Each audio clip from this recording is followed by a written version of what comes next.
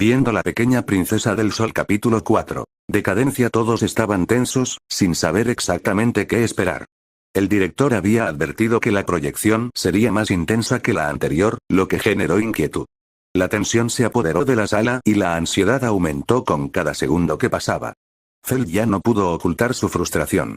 Había pasado un tiempo y la proyección aún no había comenzado. Con un suspiro de impaciencia, dejó entrever su indignación. Sintió: «Oh, qué fastidio. Basta de suspenso, director. ¿Por qué no empiezas de una vez con esta maldita proyección, hijo de puta director?» La irritación era evidente en su voz, pero antes de que pudiera continuar, la voz del director resonó, rompiendo la tensión en el ambiente. Estaba visiblemente molesto. «Director», voz gruñona y áspera. «La escuché, señorita Feld. La proyección está a punto de comenzar, así que cállese y espere un poco más». Se sintió ofendida, visiblemente más irritada por la respuesta del director. Pero antes de que pudiera decir nada más, la pantalla frente a ella parpadeó y apareció un título, captando la atención de todos. En la pantalla, con letras grandes y llamativas, se leía: «Decadencia». Al instante, todos en la sala sintieron un escalofrío. El título mismo parecía presagiar lo que estaba por venir, y pronto una sensación de inquietud comenzó a extenderse por toda la sala.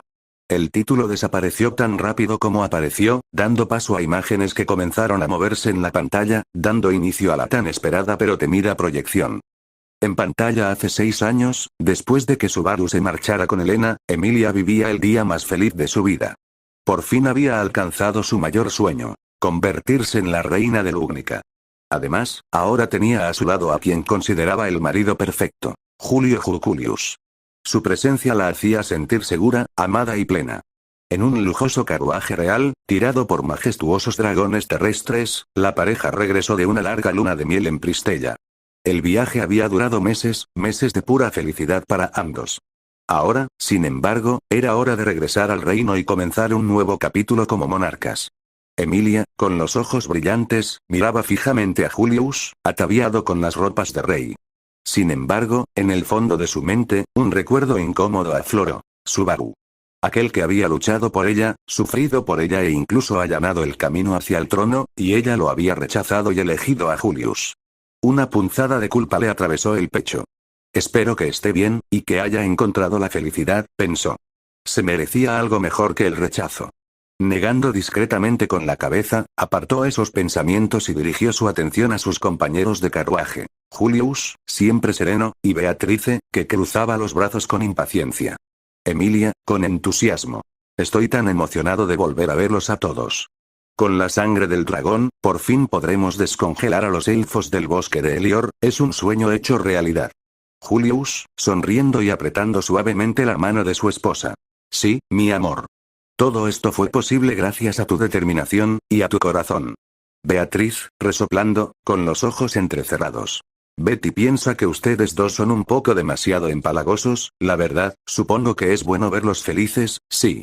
Fuera de pantalla un silencio incómodo se apoderó de todos al ver a Emilia y Julio casados.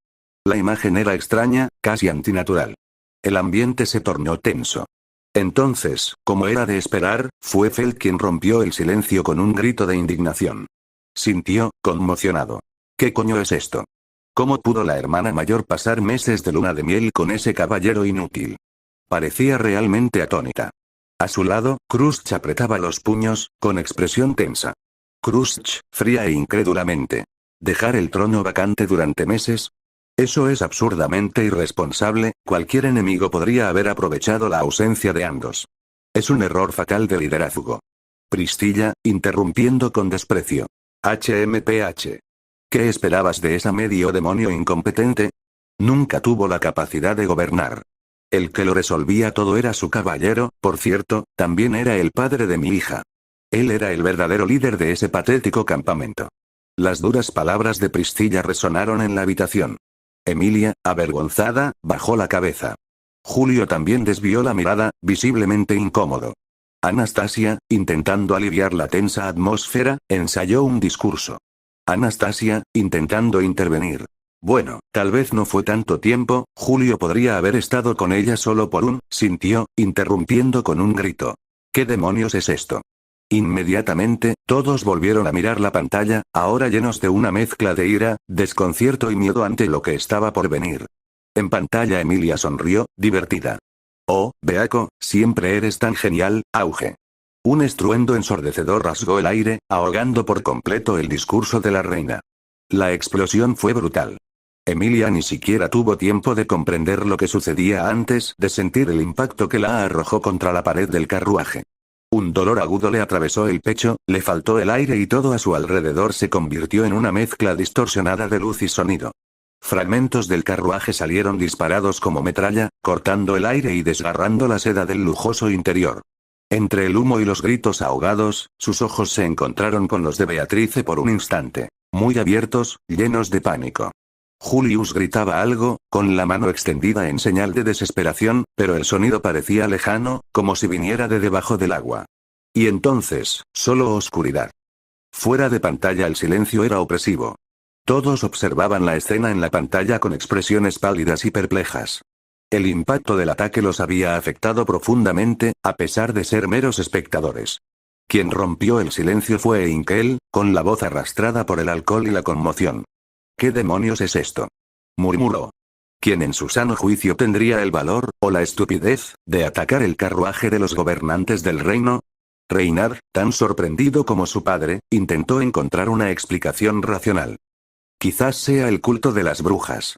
Ya han llevado a cabo ataques como este en las exposiciones que hemos visto. Tal vez este sea solo otro ataque ordenado por algún arzobispo. Pero antes de que pudiera continuar, el caballero con armadura que solo tenía un brazo, alzó la voz con expresión escéptica. No sé. No parece propio del culto, ¿sabes? ¿Están locos? Sí, pero, esto era necesario. Estaba planeado. Habrían atacado el reino directamente, no habrían esperado a que los dos se marcharan para sorprenderlos a su regreso. Hubo un breve momento de silencio mientras todos reflexionaban. La lógica de Al tenía sentido, ya que, por lo que habían visto del culto en las proyecciones, no estaban precisamente organizados. No fue el culto de las brujas. Definitivamente no fueron ellos. Todos la miraron perplejos. Su voz era tranquila, pero cargada de una seguridad que contrastaba con su frágil apariencia. Schultz, aún más confundido, dio un paso al frente cortésmente. Elena-sama, ¿por qué lo dice con tanta seguridad? Elena apartó la vista de la pantalla por un momento para mirar al pequeño mayordomo de su madre, cuyos ojos eran serios y fríos. Porque ya está en la pantalla. Y mientras me prestabas atención, dejaste de ver lo que es importante. Inmediatamente, todos volvieron a mirar la pantalla. Y se quedaron impactados. En pantalla 1 hora después de la explosión. El dolor era insoportable. Emilia abrió los ojos con dificultad. Su visión era borrosa y el sabor a sangre le llenaba la boca. Cuando logró recuperar la consciencia, se dio cuenta de que estaba atada. El aire a su alrededor olía a quemado, sangre y destrucción. El carruaje real estaba hecho pedazos. Los dragones de tierra yacían muertos, sus enormes cuerpos inmóviles. Junto a ella, Julio y Beatriz estaban inconscientes y también atados, con visibles marcas de moretones. ¿Qué pasó?, susurró Emilia, aún aturdida. Antes de que pudiera pensar más, oyó pasos pesados que se acercaban. 2 seres semihumanos emergieron de las sombras. Uno con rasgos reptilianos, el otro con rasgos brutales de oso. Ambos vestían armaduras sencillas y manchadas de sangre, y portaban espadas rudimentarias. Sus miradas eran gélidas, llenas de resentimiento. El hombre lagarto se acercó a Julius y Beatrice, abofeteándolos a cada uno. Julius gimió al despertar, y su mirada se aguzó rápidamente. ¿Estás loco?, gruñó. Atacar al rey y a la reina del reino. ¿Tienes idea de las consecuencias? El oso semihumano dejó escapar una risa estridente. ¿Consecuencias? Ya has arruinado nuestras vidas. Familias enteras se mueren de hambre, y lo único que has hecho es ignorarnos. Emilia sintió un escalofrío recorrerle la espalda. Beatrice, aún recuperándose del impacto, arqueó las cejas con irritación. ¿De qué demonios estás hablando, supongo? El lagarto gruñó, apretando los dientes. No te hagas el tonto. Confiamos en ti, pensamos que las cosas mejorarían, pero solo han empeorado. No tenemos agua, ni comida. Y todo esto por tu culpa. Julius y Emilia intercambiaron miradas, conmocionados. Ninguno de los dos tenía idea de lo que estaba sucediendo en las fronteras del reino. Gobernáis desde palacios, rodeados de oro y comodidades, mientras nosotros morimos olvidados. Rugió el oso. Puso la mano en la empuñadura de su espada. Se acabó. Resolvámoslo a nuestra manera. Que Odo Laguna te juzgue por tus crímenes, murmuró el hombre lagarto, alzando su espada sobre Emilia. Pero antes de que pudiera darse el golpe, algo veloz cruzó la pantalla. Ruido sordo. Ambos atacantes cayeron al suelo inconscientes. Emilia parpadeó, atónita. Reinhard. Exclamó Julius, aliviado. El santo de la espada bajó la rama que había usado como arma improvisada y comenzó a cortar las ataduras del trío. ¿Están heridos? Solo es su orgullo, respondió Beatriz, enfurruñada. Gracias por salvarnos, dijo Julius sin aliento. Reinhard asintió seriamente. No tenemos tiempo. Los sabios exigen su presencia en el Palacio Real. Emilia palideció. Si los sabios estaban involucrados, la situación era más grave de lo que imaginaban. Fuera de la pantalla la sala estaba en completo silencio. La revelación de que los atacantes no pertenecían al culto de la bruja, sino que eran semihumanos, cayó como una bomba entre los presentes. Gadfiel rompió el silencio con voz vacilante. Espera, ¿cómo hizo la princesa para hacer sufrir a los semihumanos, hermano? Otto frunció el ceño pensativo. Quizás, la prolongada ausencia de Emilia y Julius durante su luna de miel dejó vacíos y consecuencias imprevistas. Reinhard, aliviado de haber salvado a Emilia y a Julius, no pudo ignorar la inquietud que se apoderaba de él. Algo en la situación lo perturbaba profundamente. Wilhelm, que hasta entonces había permanecido callado, se quedó mirando la pantalla. Le temblaban las manos. Esto no puede estar pasando otra vez, murmuró. Los recuerdos dolorosos volvieron a él. La emboscada durante la guerra civil de los semihumanos.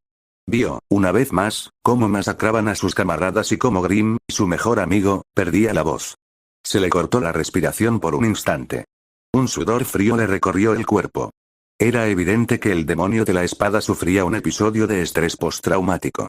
Pero cuando todos volvieron a centrar su atención en la pantalla, se obligó a recomponerse y miró junto con ellos. En pantalla en el Palacio Real. Emilia, Julio y Beatriz llegaron al Palacio Real, donde los sabios y Otón, ahora ministro del Interior del reino, los esperaban en la sala de reuniones. Tan pronto como se sentaron a la mesa, Emilia miró a Otón con expresión preocupada y preguntó con tono angustiado. Emilia. Otto, ¿puedes decirme por qué esos semihumanos intentaron atacarnos? Otto suspiró profundamente antes de responder, con una expresión llena de preocupación. Otto. Emilia-sama, han ocurrido muchas cosas durante tu ausencia. El reino está sumido en una corrupción generalizada. Varios nobles corruptos se han aprovechado de tu ausencia para falsificar firmas reales e imponer impuestos abusivos, haciendo la vida insoportable para los semihumanos. Además, tenemos pruebas de tratos sospechosos entre ciertos comerciantes influyentes. La revelación dejó a Emilia y Julio en estado de shock. Intercambiaron miradas atónitas, asimilando la gravedad de la situación. Otto, sin embargo, continuó su explicación. Otto. Como consecuencia de esta opresión, surgió una organización revolucionaria llamada Colmillo Negro, compuesta por semihumanos que se rebelaron contra la explotación y la corrupción del reino. Descubrimos su existencia ayer, cuando uno de sus miembros intentó asesinarnos a Frederica y a mí en nuestra propia casa. Por suerte, Frederica reaccionó a tiempo y neutralizó al agresor. La información tensó aún más el ambiente. Emilia se tapó la boca con la mano, sorprendida, mientras Julio fruncía el ceño, reflexionando sobre lo que se había dicho. Entonces, preguntó, Julius, ¿sabes quién es el líder de esta revolución? Otto asintió antes de responder. Otto. Sí, se llama Edwin Blackwell, un lobo semihumano que accedió a venir a la reunión para intentar negociar. Debería llegar en cualquier momento. Antes de que pudieran continuar su conversación, la puerta de la sala de reuniones se abrió. Edwin Blackwell entró con pasos firmes y pesados. Era un lobo negro humanoide, de físico musculoso, vestido con atuendos bárbaros. Una cicatriz le cubría parte del ojo derecho y una enorme espada descansaba sobre su espalda. En cuanto se sentó, su mirada se posó en Emilia y Julio, quienes se sintieron ligeramente incómodos por la intensidad de su presencia. Julius, intentando romper el hielo, dio un paso al frente para iniciar la conversación. Julius. Entonces, señor Edwin, creo que podríamos empezar. Antes de que pudiera continuar, Edwin lo interrumpió con un tono grosero y firme. Edwin. No quiero hablar con él. Todos los presentes quedaron conmocionados por la declaración. Uno de los sabios, Bordeaux, se puso de pie, visiblemente indignado. Burdeos. ¿Qué quiere decir con que no quiere hablar con el rey? ¿Con quién más debería hablar para negociar? Edwin pensó un momento antes de responder con calma. Edwin. No quiero hablar con el rey ni con su reina incompetente. Quiero hablar con Subaru Natsuki, el héroe que derrotó a la ballena blanca, salvó a Tristella y se convirtió en una leyenda en Boyachia. El silencio llenó la habitación. Todos quedaron sorprendidos por la inesperada petición. Pero Edwin continuó. Edwin, si lo traéis, estaré dispuesto a negociar. De lo contrario, continuaremos nuestra revolución hasta derrocar a este reino corrupto. Sin decir una palabra más, Edwin se levantó y se marchó, dejando una atmósfera de tensión e incomodidad en la habitación. Julius cerró los ojos por un instante, respiró hondo antes de mirar a Otto y ordenarle. Julius, reúnan a todos en la mansión Rosual. Nos reuniremos con Subaru de inmediato. Otto asintió, comprendiendo la gravedad de la situación. La reunión se levantó y Emilia, Julius y Beatriz comenzaron a prepararse para el viaje a la mansión. El destino del reino dependía ahora de Subaru Natsuki, quien, por desgracia, ya no se encontraba entre ellos. Más tarde fuera de pantalla el silencio era opresivo. La revelación de que una organización revolucionaria había declarado la guerra al reino, exigiendo a Subaru Natsuki como su único interlocutor, cayó como un jarro de agua fría. Resultaba difícil de asimilar que esta crisis hubiera sido provocada por nobles corruptos que se habían aprovechado de la ausencia de Emilia y Julius para oprimir a los semihumanos. Pero alguien rompió el silencio. Priscilla. Miró a Emilia con desprecio, con los ojos rojos llenos de furia contenida. Su voz cortó el aire como una cuchilla. Priscilla. Quien lo hubiera imaginado, como si ser una reina incompetente no fuera suficiente, también permitiste que cerdos corruptos explotaran a tus súbditos. Y ahora, por tu culpa, en este futuro el reino está al borde de la guerra. Todo porque el líder de la revuelta se niega a negociar contigo y con el tonto con el que te casaste, sino que exige hablar con tu caballero o, mejor aún, con el padre de mi hija. Quien, muy probablemente, ya se ha marchado de este reino con ella. Emilia bajó la cabeza, abrumada por la vergüenza. El arrepentimiento reflejado en su rostro era evidente. Pero Julius dio un paso al frente, intentando defender a la nobleza. Julio. Priscilla-sama, está exagerando. Esos nobles actuaron en la sombra, sin autorización. Son una minoría. No puede culpar a toda la aristocracia fue interrumpido bruscamente por una voz llena de rabia. Sintió. ¿Estás defendiendo a esos hijos de puta? Arruinaron el reino. Provocaron una revolución entre los semihumanos porque no soportaban el trato injusto. Honestamente, no sé por qué me sorprende.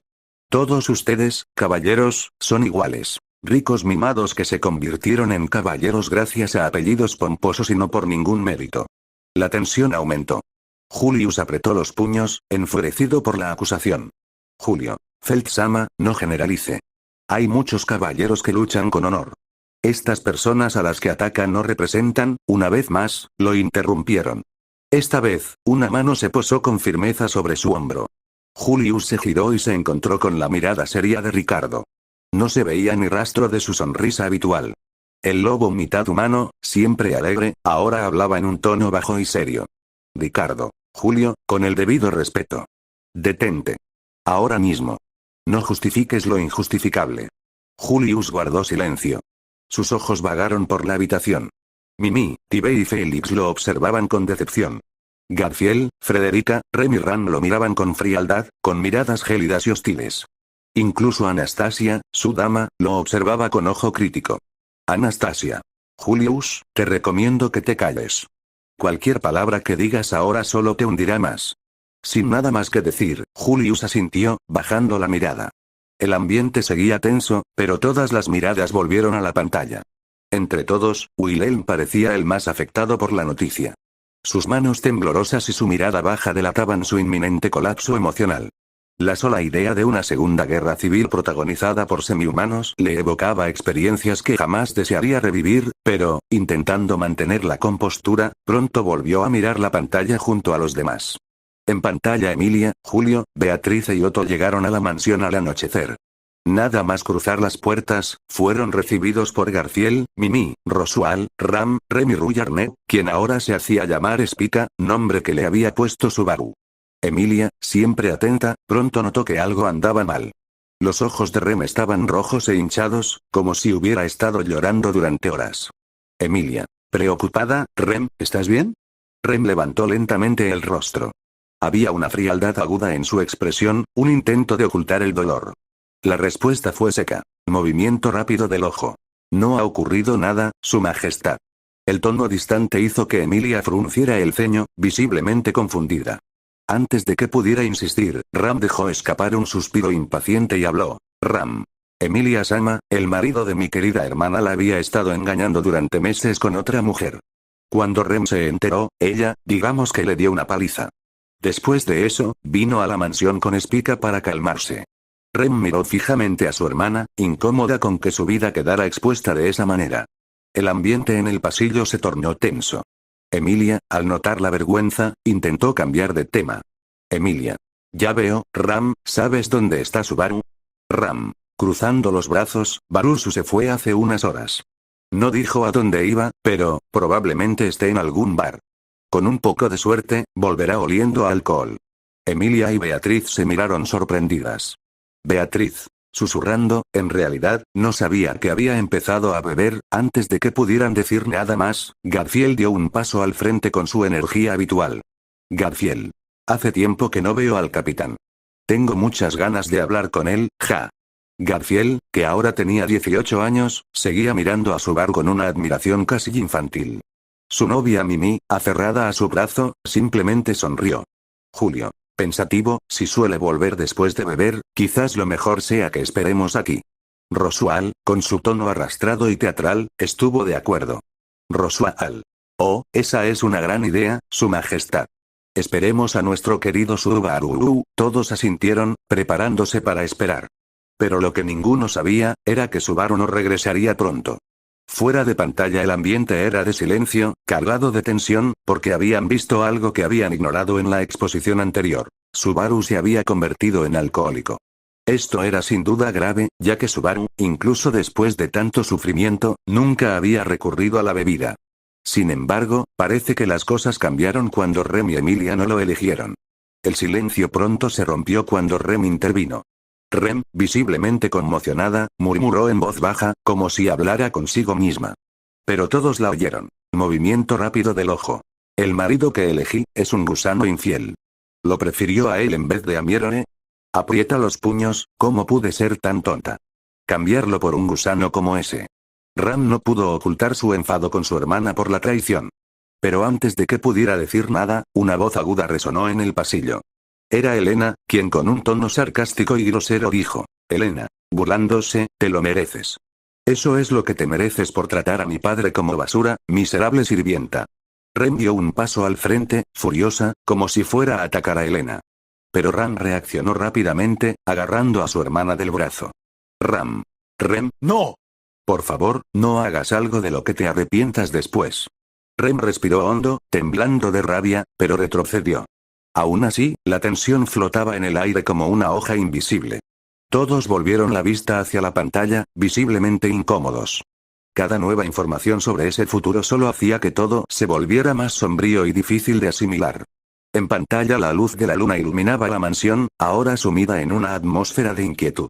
La prolongada ausencia de Subaru inquietaba a todos, especialmente a Emilia y Beatrice, quienes no podían ocultar su preocupación.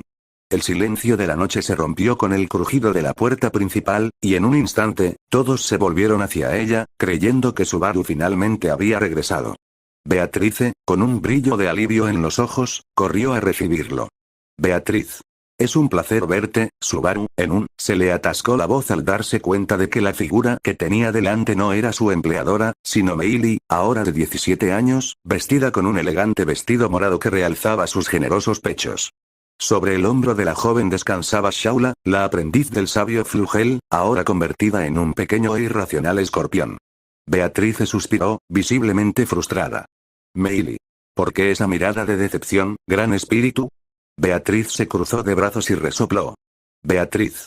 Creía que eras mi jefa, y solo tú, idiota. Meili arqueó una ceja, pero no pareció ofendida. En cambio, sonrió y se encogió de hombros. Meili. ¿Así que Oni-chan aún no ha regresado? Qué extraño, suele aparecer por estas fechas, tambaleándose por los pasillos después de ahogar sus penas en los bares. Se ha convertido en una rutina desde que la medio elfa y el Oni eligieron otras parejas. Un silencio incómodo invadió la habitación. Las palabras despreocupadas de Meil hicieron que Emilia e incluso Rem apartaran la mirada. Nadie quería admitirlo, pero el hecho de que Subaru se hubiera estado ahogando en alcohol desde que lo habían descartado era una carga silenciosa. Beatrice, siempre la más leal a Subaru, apretó los puños. Rem, sin embargo, fue la primera en romper el silencio, con un tono frío e impaciente. Rem, qué inmaduro. Debería dejar de llorar, comportarse como un hombre y aceptar que simplemente no es un héroe ni merece ser halagado. Las palabras cortaron el aire como una cuchilla. Beatrice fulminó con la mirada a Rem, pero antes de que pudiera responder, Emilia dio un paso al frente y colocó su mano sobre el hombro de la pequeña gran espíritu. Emilia. Beako, ¿puedes intentar localizar a Subaru a través de tu contrato? Beatriz respiró hondo, intentando contener su ira, y asintió. Beatriz. Sí. Haré eso para encontrar a mi contratista. Cerró los ojos y se concentró, intentando sentir la presencia de Subaru a través del vínculo que los unía. Pasaron unos segundos. Luego un minuto. Y otro más.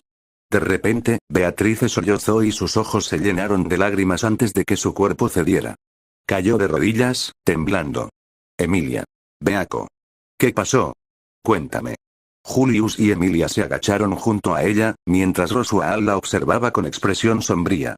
El silencio de Beatrice, interrumpido solo por sus sollozos, hacía que el ambiente se volviera más denso. Algo andaba muy mal. Y el hecho de que Subaru Natsuki aún no estuviera allí era una mala señal. Unos minutos después, fuera de pantalla, todos quedaron atónitos al ver a Meil libre y a ese extraño escorpión con ella, pero lo que más los impactó fue el hecho de que ella confirmara que Subaru se había entregado a la bebida. Beatrice, al ver el estado de su contraparte, pensó con amargura. Beatrice, pensativa. Debe haberse enterado de que el Subaru de Betty incumplió el contrato. Pero se lo merece. Es una traidora que abandonó a su contratista en el peor momento. Ella odiaba a su contraparte por ser débil. Rosual, por su parte, también pensaba así, pero con intenciones más oscuras. Rosual, pensativo. Esa chica, gracias a su nacimiento, Subaru probablemente ya abandonó el reino. Mi plan se ha arruinado. Debo impedir su nacimiento a toda costa. Al dirigió su mirada hostil hacia Lena. Pero antes de que pudiera decir nada, se quedó atónito al ver algo en la pantalla. ¿Qué demonios es esto? Todos volvieron la vista hacia la pantalla, incrédulos ante lo que veían. En pantalla, tras unos minutos, Beatrice finalmente logró calmarse. El silencio seguía pesando en la mansión, hasta que Rosual, ahora sin su acento excéntrico, adoptando un tono serio y directo, rompió la tensión. Rosual. Beatrice, ¿qué pasó? ¿Por qué llorabas?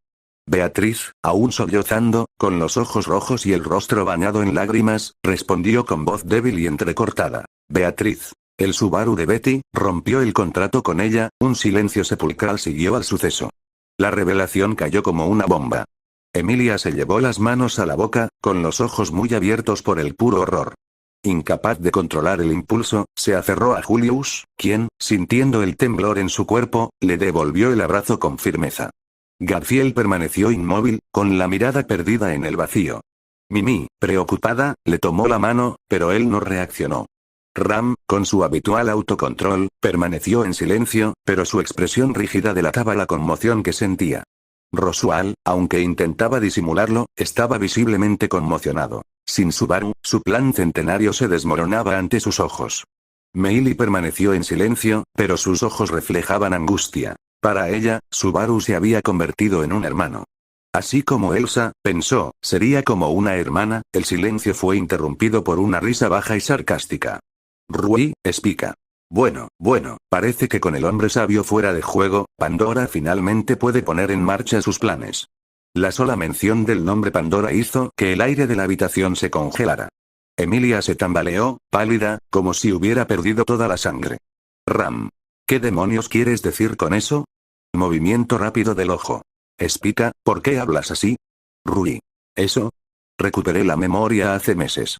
Pero preferí seguir fingiendo ser una niña dulce e inocente. Fue divertido ver hasta dónde podía llegar la manipulación de Pandora. Y mira, lo logró. Separó a la semielfa de su amado caballero. Él se estaba convirtiendo en un obstáculo, así que lo desechó. Así de simple. Y lo más irónico, Hizo que la semielfa se enamorara del caballero de su difunta rival. Emilia se quedó inmóvil, horrorizada. Le temblaban las piernas. Julius la sujetó antes de que cayera. Antes de que nadie pudiera responder, Rui se llevó una mano a la garganta, y entonces, con un gesto grotesco, vomitó un chorro de luz blanca sobre el suelo. De repente, Rem se vio envuelta en una avalancha de recuerdos. Subaru. Su nombre. Sus acciones. Sus palabras. La avalancha de recuerdos la golpeó con un dolor insoportable. Cayó de rodillas, sollozando desconsoladamente. Movimiento rápido del ojo. No, Subaru-kun, mierdore, perdóname. Perdóname. Ram corrió y la abrazó con fuerza, tratando de consolarla, pero la culpa la carcomía por dentro. Rui simplemente se rió, caminó hacia la ventana, y saltó, desapareciendo en la oscuridad de la noche. El ambiente de la mansión se tornó sombrío. Emilia cayó de rodillas, vacía. Sus lágrimas cayeron silenciosamente. Emilia, murmurando, Subaru, Subaru, Julius la abrazó, pero ningún gesto parecía suficiente. Beatriz seguía llorando. La ruptura del contrato parecía haber destruido algo en su interior. Meili, que había estado observando en silencio, sintió algo sobre su hombro. Shaula, transformada en escorpión, se deslizó y entró por la puerta de la mansión. Meili, confundida. Shaula. ¿A dónde vas? Sin dudarlo, corrió tras el pequeño escorpión y desapareció en la noche. Fuera de pantalla en el teatro reinaba el silencio. Las revelaciones fueron demasiado. La presencia de Pandora como manipuladora de los acontecimientos y la impactante revelación de que Spica era, en realidad, Rui Arnett, el arzobispo de la Gula, tuvieron un impacto brutal. Rem cayó de rodillas en el escenario, llorando desconsoladamente. Ram la sujetó, intentando evitar que se desplomara por completo. Rem, entre lágrimas. No me merezco esto, traté mejor a un maldito arzobispo que a Mierone, soy basura, inmundo. Elena observaba la escena con una sonrisa de pura satisfacción. La criada que torturó y mató a su padre ahora sufría, y eso era casi placentero para ella. Emilia y Julius quedaron completamente devastados. Su propio asco les impedía incluso hablar. Pero fue Priscilla quien rompió el silencio, echando más leña al fuego al decir en tono burlón. Priscilla, con desdén. Es gracioso, ver cómo este miserable grupo recibe a una arzobispa como si fuera una niña inofensiva, y por eso perdieron a la única persona que apoyaba este patético circo. Las palabras de la baronesa le cayeron a Emilia como una bofetada. La semielfa se puso de pie bruscamente, con los ojos llenos de lágrimas, mientras el suelo comenzaba a congelarse a su alrededor. Emilia, gritando. ¿Por qué no puedes sentir ni una pizca de compasión? ¿No te bastó con acostarte con mi caballero en este futuro maldito y tener una hija con él? Ahora quieres restregárnoslo en la cara. ¿Estás satisfecha? Su voz era pura ira y frustración. El hielo comenzó a extenderse, pero fue contenido de inmediato cuando el director intervino. De la nada aparecieron cadenas que ataron a Emilia a la silla. El suelo volvió a la normalidad. Director, tranquilo pero firme. No se permiten peleas. No se permite congelar el teatro. Tomen asiento. El espectáculo aún no ha terminado. A pesar de su disgusto, todos volvieron a centrar su atención en la pantalla. Pero la sensación era amarga. La actuación se estaba convirtiendo en una pesadilla. En pantalla fuera de la mansión, Meili corrió tras Shaula durante horas, atravesando bosques y colinas hasta que estuvieron completamente lejos de la mansión.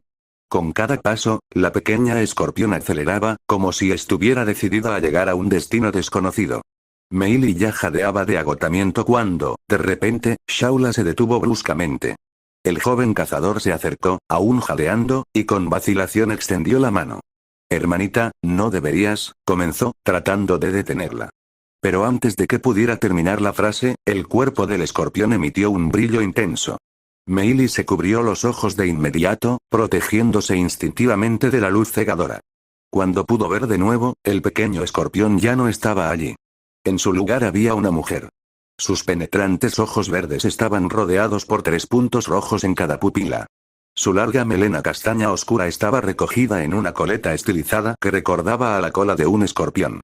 Su cuerpo alto y esbelto lucía proporciones de modelo. Su voluminoso busto solo estaba cubierto por un sujetador de bikini negro. Llevaba una pajarita, un collar, pantalones cortos negros sujetos por un cinturón naranja y una capa andrajosa negra y naranja que ondeaba al viento. Era Shaula. Tras años de haber sido reducida a una forma bestial, la legendaria guerrera había recuperado su forma humanoide. Meili se quedó boquiabierta, sin saber cómo reaccionar. Hermana mayor. Murmuró, asombrado. ¿Eres tú? Shaula lo miró con una seriedad inusual. Meili, tenemos que encontrar al maestro. Y a tu hija, dijo con tono firme. Meili frunció el ceño, confundida. ¿Hija? Espera, ¿de qué estás hablando? ¿Y cómo, por el amor de Dios, volviste a tu forma humana? Shaula suspiró profundamente, cruzando los brazos. Recuperé la consciencia hace unos días, explicó. Mi transformación se revirtió parcialmente durante la manifestación mágica del maestro. Fue suficiente para que recordara quién soy. Y en cuanto a su hija, eso ocurrió hace unas horas. Escena retrospectiva fuera de pantalla. Todos observaron en silencio, atónitos, cómo el escorpión se transformaba en una hermosa mujer ante sus propios ojos. Era una escena surrealista. Pero fue Julius quien rompió el silencio, con los ojos muy abiertos y la voz temblorosa.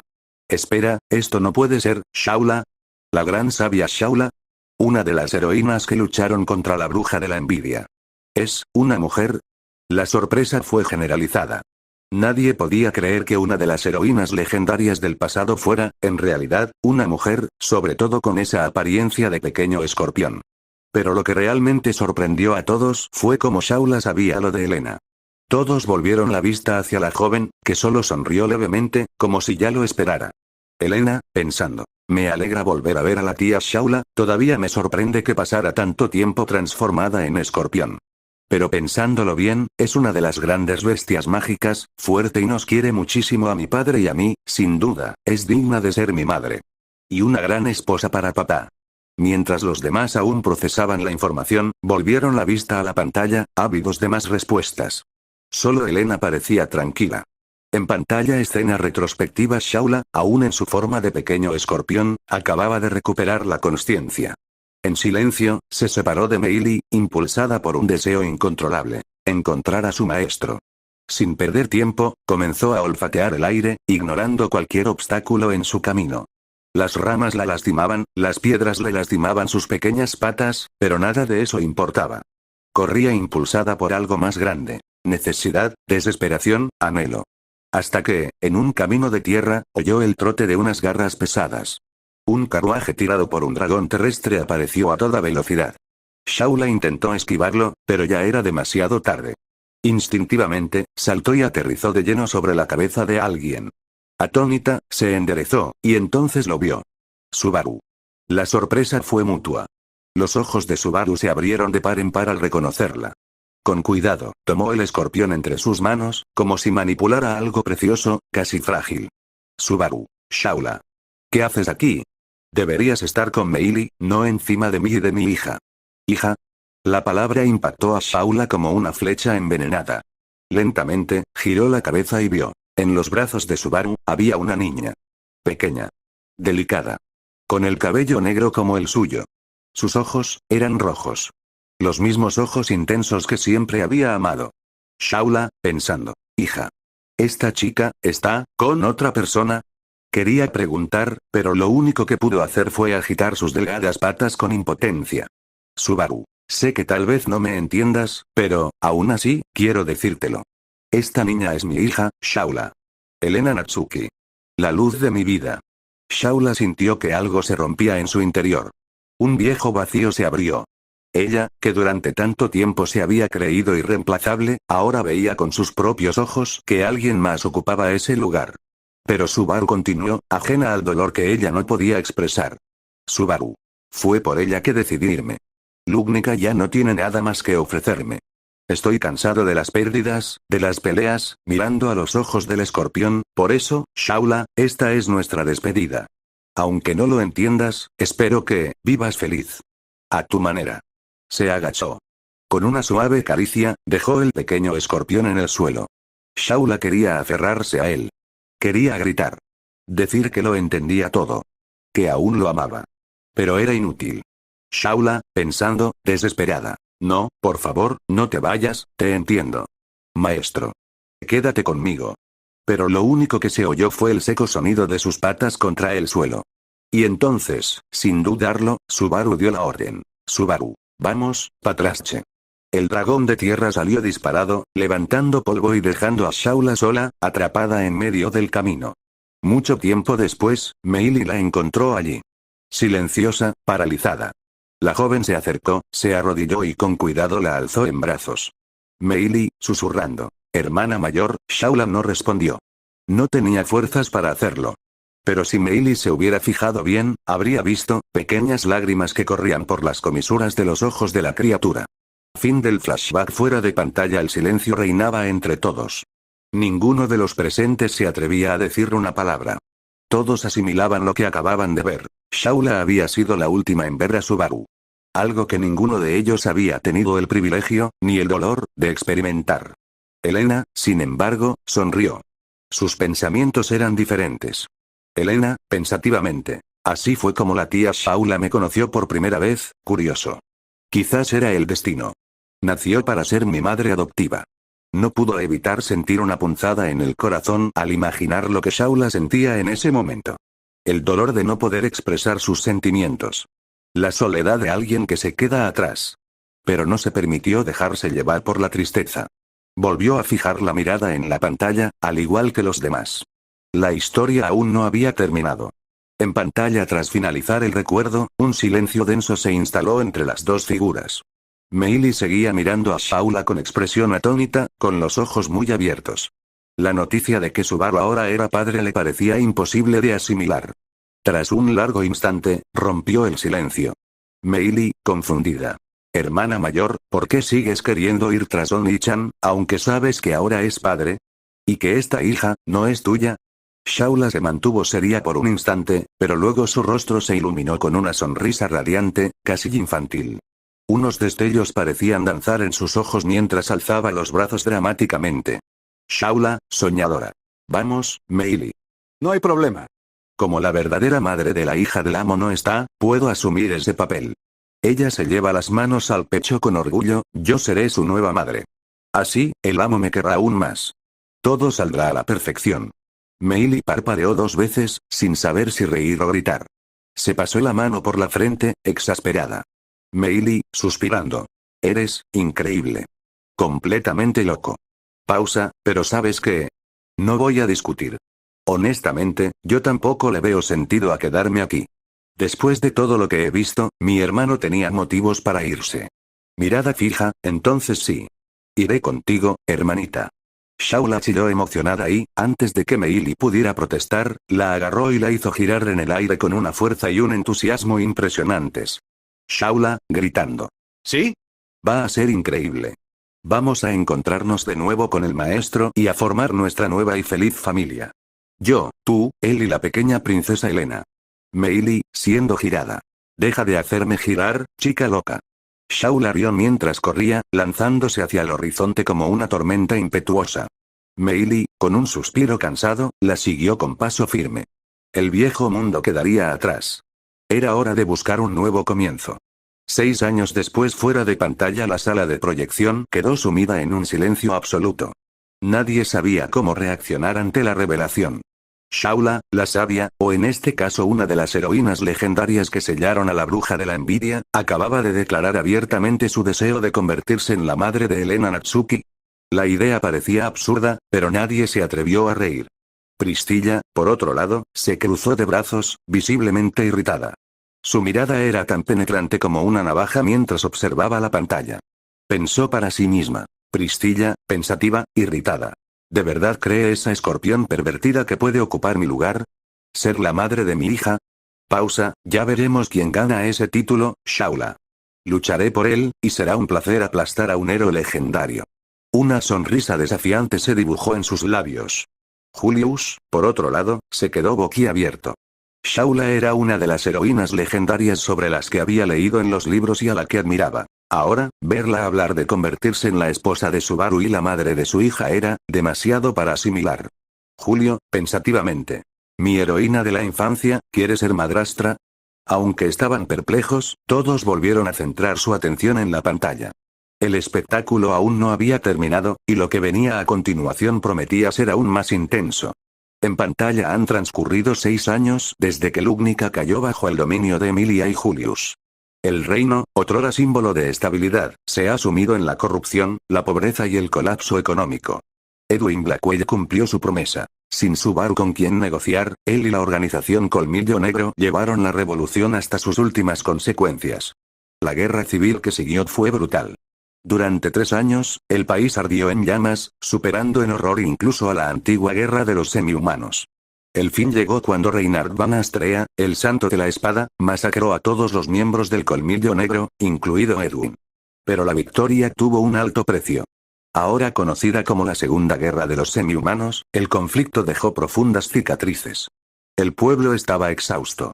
La economía nunca se recuperó, el hambre asolaba las calles y la corrupción alcanzó niveles grotescos. Emilia y Julius, incapaces de gobernar, permitieron que el poder político de la nobleza creciera y los corrompiera. Su matrimonio se convirtió en una prisión. El arrepentimiento y la amargura se volvieron habituales. No tuvieron hijos, solo silencio y resentimiento mutuo. Tras la desaparición de Subaru, comenzaron a circular rumores. ¿Lo habían asesinado por orden de Emilia, en cuanto dejó de serle útil? Las teorías se multiplicaron. Y el odio contra los gobernantes creció. Ni siquiera Reinhard escapó a la ruina. Tras la masacre del Colmillo Negro, comenzó a eliminar, por órdenes de Emilia y Julius, a cualquier semihumano sospechoso de tener vínculos con los rebeldes. Su antiguo título de héroe de Lugnica quedó sepultado. Ahora, la gente lo conocía como el verdugo de la reina. La culpa lo consumió lentamente, dejándolo vacío.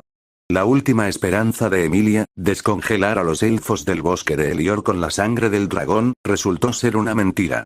La realidad se le vino encima como una avalancha. Todo había sido en vano. Los amigos de Subaru, uno a uno, fueron desapareciendo.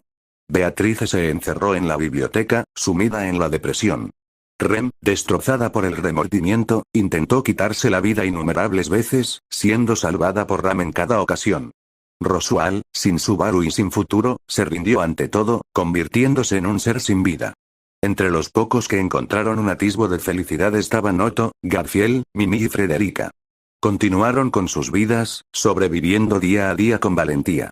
Pero el mayor cambio lo protagonizó Priscilla Varielle. Sin siquiera ascender al trono, prosperó.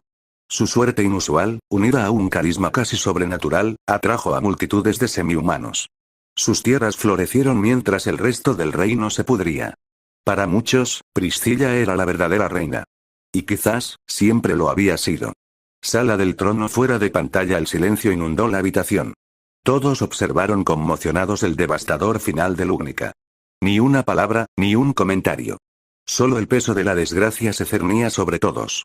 Hasta que un grito ahogado rompió el ambiente. Emilia, aún encadenada a la silla, no pudo soportarlo más. Las lágrimas corrían sin cesar y su voz temblaba, ahogada por la angustia. Emilia, desesperada.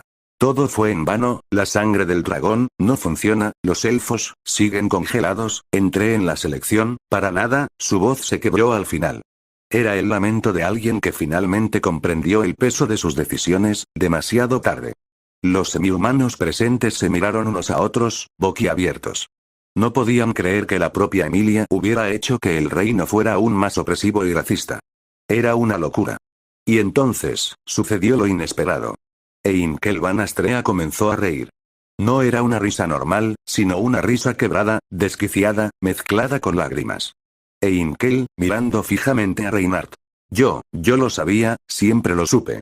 Eres un monstruo. Un maldito monstruo inhumano. Tenía razón desde el principio. Reinhard no respondió. Su mirada estaba perdida. Por primera vez en su vida, parecía estar extraviado. No había justificación. Solo el peso de los pecados que había cometido. Felt intentó acercarse, pero se quedó paralizada. La imagen de su caballero cometiendo genocidio contra los semihumanos era demasiado impactante. Ni siquiera pudo atreverse a tocarlo. Y entonces, otro golpe seco. Wilhelm, el demonio de la espada, cayó de rodillas. Con los ojos muy abiertos, el cuerpo temblando. Las imágenes de la guerra civil lo destrozaron por dentro.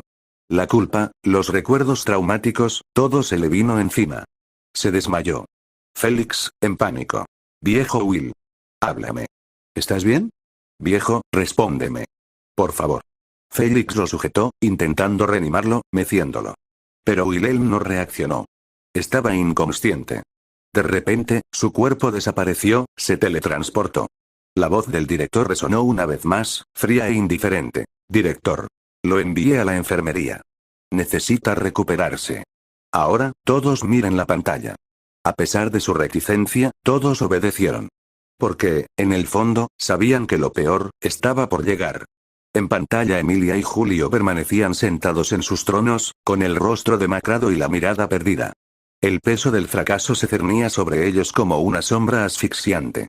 El silencio opresivo del salón del trono se vio interrumpido de repente por el eco apresurado de unos pasos sobre el mármol. Otto apareció en el umbral, jadeando, con el rostro pálido y los ojos muy abiertos por la preocupación. Emilia se incorporó en su trono, alarmada. Emilia. Otto. ¿Qué pasó? Julio también se incorporó a medias, con el ceño fruncido. Otto alzó la mano, jadeando, pidiendo un momento. Respiró hondo y, con voz temblorosa, finalmente respondió. Otto. Majestades, es urgente. La piedra del dragón ha hablado. Ha aparecido un nuevo mensaje. Un silencio se apoderó de los tronos.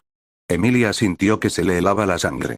Desde el final de la primera selección real, la piedra había permanecido inerte. Que ahora se manifestara era impensable.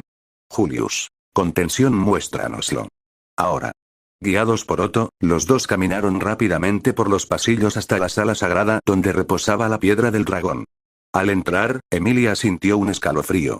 La habitación parecía más fría, más pesada. Y allí estaba. Palabras mágicas, grabadas con energía luminosa, brillaban sobre la superficie de la piedra. Los actuales gobernantes de Lugnica han demostrado ser indignos. Se iniciará una nueva selección real. El impacto fue inmediato. Emilia retrocedió un paso tambaleándose, cubriéndose los labios con la mano. Julius apretó los puños con fuerza, con la mandíbula tensa. Emilia, susurrando, atónita, esto no puede ser real, Otto. Mirando hacia abajo, lo siento, pero los sabios lo han confirmado. Es un mensaje oficial del contrato con el dragón. Julio. Frío, sombrío, el pueblo lo sabrá. Y cuando lo sepa, no nos quedará nada que gobernar. El silencio era absoluto, pero todos lo sabían. Una nueva crisis estaba surgiendo y podría consumir lo que quedaba del reino. Fuera de la pantalla en el teatro, el público, absorto en la visión del futuro, permanecía en estado de shock. La revelación de una nueva selección real parecía demasiado absurda para ser real, pero nadie se atrevía a dudar de lo que acababan de presenciar. Era una sentencia, un ultimátum. Todos estaban incrédulos, y sin creerlo, una persona se mostraba satisfecha y feliz con la noticia. Esa persona era Priscilla Barrielle, que sonrió y pensó. Priscilla. Pensando con altivez una nueva selección, ¿eh? Naturalmente, el mundo corregirá sus propios errores. El trono siempre me ha pertenecido por derecho. El destino simplemente está retomando el curso que nunca debió haberse desviado. Cruzó las piernas con elegancia, mientras sus ojos brillaban con la emoción de quien ya había vislumbrado la corona sobre su cabeza. A su alrededor, los demás permanecían perplejos, confundidos, y por esa razón ninguno sabía qué esperar. Pero todos volvieron la vista hacia la pantalla, porque la historia aún no había terminado. En pantalla Priscilla estaba sentada en un lujoso sofá de su mansión, luciendo un camisón de seda carmesí que realzaba aún más su belleza madura. A sus 28 años, su aspecto era tan deslumbrante como siempre, o quizás incluso más. Los regalos de los campesinos de sus dominios se amontonaban a su alrededor, testimonio de la lealtad y la admiración que se había ganado. Sin embargo, nada de eso parecía importarle en ese momento. Con una copa de vino en las manos, removió el líquido lentamente, absorta en sus pensamientos. Priscilla, pensativamente. Me pregunto si el plebeyo y la niña sobrevivieron bien a estos 6 años. La idea la inquietaba. Se repetía a sí misma que dejar a Elena con Subaru había sido la decisión más lógica. Él necesitaba un propósito, y la paternidad podría curarlo. Pero desde el nacimiento de su hija, algo se había roto dentro de Priscilla. Un vacío que ni siquiera toda la admiración de sus súbditos podía llenar. Priscilla, murmurando. HMPH, ridículo. Si era digno de ella, la educó bien. Si no, eso ya no me incumbe. A pesar de su habitual arrogancia, se notaba cierta vacilación en su voz, pues quería engañarse a sí misma sobre la verdadera razón por la que había dejado a Elena con Subaru. Pero entonces, para distraerse, cogió algo de la mesa. Su antiguo escudo de la selección real. La pieza brillaba a la luz, como una reliquia de un pasado que preferiría enterrar. Priscilla. ¿Por qué sigo conservando este símbolo tan patético? Debería haberlo tirado hace años. Pero antes de que pudiera soltarlo, una luz dorada brotó de la cima. Los ojos de Pristilla se abrieron de par en par. Sintió un hormigueo en la piel y una repentina comprensión la invadió. La selección real se había reiniciado. Y había sido elegida. De nuevo. Una sonrisa lenta y divertida apareció en sus labios. Pristilla, sonriendo. Bueno, el escenario me llama de nuevo. ¿Qué espectáculo encantador será este?, me pregunto. Se levantó con gracia. El vacío en su pecho no había desaparecido, pero ahora había algo nuevo. Expectación. La pantalla se apagó, dando por finalizado el programa. Fuera de pantalla el silencio en la habitación era casi sofocante. Todos miraban a Pristilla, que permanecía sentada con aire de superioridad y una sonrisa arrogante en el rostro. Emilia, Krusch, Anastasia y Feld la miraban con incredulidad.